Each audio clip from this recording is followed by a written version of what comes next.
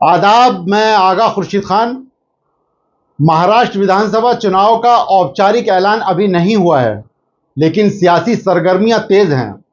BJP अपनी सहयोगी CM Eknath Shinde और डिप्टी सीएम अजीत पवार के साथ मिलकर सरकार पर अपना दबदबा बनाए रखने की लड़ाई लड़ रही है, तो विपक्षी गठबंधन सत्ता में वापसी के लिए बेताब है। ऐसे में शरद पवार ने चुनाव से पहले मुस्लिम वोटों को साधने के लिए मशक्कत शुरू कर दी है, जिसके लिए बुधवार को अल्पसंख्यक नेताओं के साथ बैठक की। इस दौरान उन्होंने मुस्लिम समुदाय के लिए सिर्फ वादे ही नहीं किए, बल्कि 2024 में बीजेपी को हराने का श्रेय भी दिया। हालांकि इस बार लोकसभा चुनाव में महाराष्ट्र सियासत से मुसलमानों का प्रतिनिधित्व पूरी तरह गायब रहा है। बीजेपी घटक पार्टियों से तो मुसलमानों को वैसे भी कोई अपेक्षा नहीं रहती, लेकिन कांग्रेस, एनसीपी जैसी पार्टियां जो खुद को सेकुलर पार्टियां कहती हैं और परंपरागत रूप से मुस्लिम वोटों को अपना मानती हैं, उन्होंने भी इस बार कोई मुस्लिम उम्मीदवार नहीं दिया है। विधानसभा चुनाव से ठीक पहले वरिष्ठ कांग्रेस नेता हुसैन दलवाई ने मुसलमानों के लिए एमवीए में 24 सीटों की मांग की है। हुसैन दलवाई लोकसभा और राज्यसभा सदस्य रह चुके हैं। उनका कहना है कि मुसलमानों को उचित प्रतिनिधित्व मिलना चाहिए और इसके लिए उन्होंने 24 सीटों की मांग की है। इसके लिए हुसैन दलवाई ने कांग्रेस अध्यक्ष मल्लिका अर्जुन खड़गे, कांग्रेस संसदीय दल की अध्यक्ष सोनिया गांधी और नेता प्रतिपक्ष राहुल गांधी को पत्र भेजा है। इसके अलावा उन्होंने महाविकास अघाड़ी में शामिल शरद पवार की राष्ट्रवादी कांग्रेस पार्टी और उद्धव बाला साहब ठाकरे गुट की शिवसेना को भी इस संदर्भ में पत्र लिखा है। इस बीच प्रकाश आंबेडकर की वंचित बहुजन अघाड़ी ने महाराष्ट्र विधानसभा चुनाव के लिए अपने प्रत्याशियों की दूसरी सूची बुधवार को जारी कर दी। दूसरी लिस्ट में 10 मुस्लिम नेताओं को टिकट दिया गया है। जिन सीटों पर प्रत्याशी उतारे गए हैं उनमें मलकापुर, बालापुर, परभनी, औरंगाबाद सेंट्रल, कल्याण पश्चिम, गंगापुर, हड़पसर, मान, शिरोई और सांगली शामिल हैं। मोटे तौर पर बात करें तो 2011 की जनगणना के हिसाब से 11 करोड़ से ज़्यादा आबादी वाले इस राज्य में लगभग 12% आबादी मुस्लिम समुदाय की है।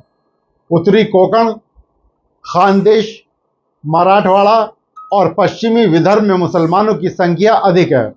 मुस्लिम समुदाय करीब 40 विधानसभा क्षेत्रों में एक महत्वपूर्ण भूमिका निभाता है, जिसमें मुंबई की सीटें भी शामिल हैं। इन विधानसभा सीटों में से कुछ क्षेत्रों में 50% से 78% तक मुस्लिम मतदाता हैं, जैसे कि मुंबई सेंट्रल, भिवंडी पूर्व, भिवंडी पश्चिम, मानखुर्द, शिवाजी नगर और मुंबा देवी। इसके अलावा अन्य क्षेत्रों में जैसे मुंब्रा, कलवा, बायकुल्ला, वर्सोवा, बांद्रा पूर्व, कुर्ला, अमरावती, अकोला पश्चिम और औरंगाबाद के कुछ हिस्सों में मुस्लिम मतदाताओं का प्रतिशत 30% से 47% तक है। 2019 चुनाव में 10 मुस्लिम विधायक जीते थे, जिसमें से 6 विधायक मुंबई इलाके से हैं। इससे ही मुंबई में मुस्लिम सियासत को समझा जा सकता है। 2024 के विधानसभा चुनाव को लेकर राजनीतिक दलों में सीटों और उम्मीदवारों को लेकर लगातार मंथन और बैठकों का दौर जारी है।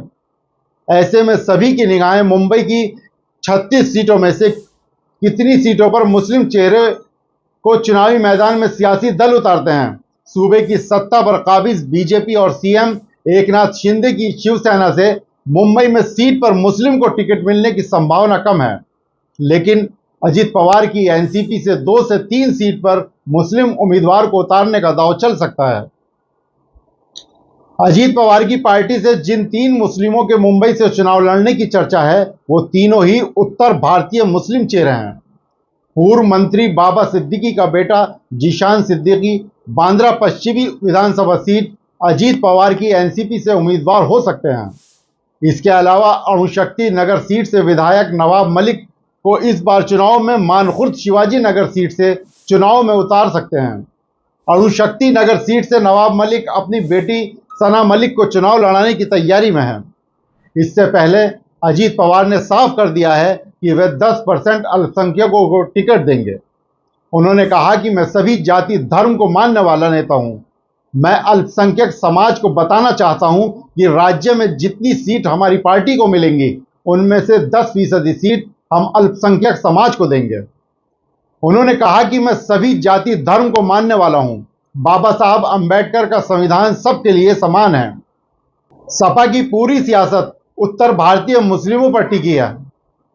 मानखुर्द शिवाजी नगर विधानसभा सीट से मौजूदा विधायक अबू आसिम आजमी खुद चुनाव लड़ेंगे और अणुशक्ति नगर सीट से फिल्म अभिनेत्री स्वरा भास्कर के पति फहाद अहमद को प्रत्याशी बनाया जा सकता है। इसके अलावा सपा मुंबई से बाहर भिवंडी और मालेगांव की सीट पर भी उत्तर भारतीय मुस्लिम को अपने उम्मीदवार उतारने के मूड में है। नवाब मलिक पहली बार सपा से विधायक चुने गए थे और अबू आसिम आजमी के खास हुआ करते थे, लेकिन आगे चलकर आजमी और मलिक के बीच ऐसी दुश्मनी हुई कि सालों से दोनों एक दूसरे से दूर हैं। मानखुर्द शिवाजी नगर से मलिक और आजमी आमने सामने उतरेंगे तो अणुशक्ति सीट पर उनकी बेटी का मुकाबला यूपी से ही आने वाले फहाद अहमद के बीच होगा। ये चारों ही नेता उत्तर प्रदेश से हैं। फहाद बरेली के बहेड़ी से आते हैं तो अबू आसिम आजमी आजमगढ़ से हैं। कांग्रेस ने मुंबई में 5 सीट पर मुस्लिम कैंडिडेट देती रही, जिनमें से 4 उत्तर भारतीय चेहरे रहते हैं। बाबा सिद्दीकी एक समय में कांग्रेस के दिग्गज नेता हुआ करते थे, लेकिन अब अजीत पवार की पार्टी में शामिल हो चुके हैं। उत्तर प्रदेश के फैजाबाद जिले से आने वाले नसीम खान, सोहैया अशरफ और सैयद अहमद कांग्रेस के उत्तर भारतीय चेहरा हुआ करते थे। मुंबई से रहने वाले मुसलमानों की कुल आबादी का करीब 70% उत्तर भारतीय है। बाकी के 30% में मराठी, दक्षिण भारतीय, गुजराती और अन्य राज्यों के मुसलमान शामिल हैं। एक तरफ जहां मुंबई की मुस्लिम सियासत पर उत्तर भारतीय मुसलमानों का अच्छा प्रभाव है, ऐसी कई अन्य सीट हैं जहां मुसलमान मतदाता अहम भूमिका निभाते हैं। चुनावी रिकॉर्ड बताता है कि 2019 विधानसभा चुनाव में रजिस्टर्ड राजनीतिक पार्टियों ने 20 मुस्लिम उम्मीदवारों को चुनाव मैदान में उतारा था, जिसमें से 10 चुनाव जीते थे। इस हिसाब से मुस्लिम उम्मीदवारों का 50% विनिंग स्ट्राइक रेट रहा है।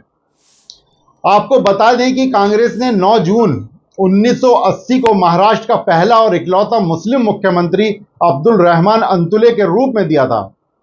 मौजूदा शिंदे बीजेपी की सरकार में सिर्फ एक मुस्लिम कैबिनेट में है, जबकि उद्धव सरकार में 4 मंत्री थे। कांग्रेस और एनसीपी को मुस्लिम मतदाताओं के लिए स्वाभाविक पसंद माना जाता रहा है। उद्धव ठाकरे के बीजेपी से अलग होकर विपक्षी गठबंधन में आने के चलते मुस्लिमों का विश्वास बढ़ा है।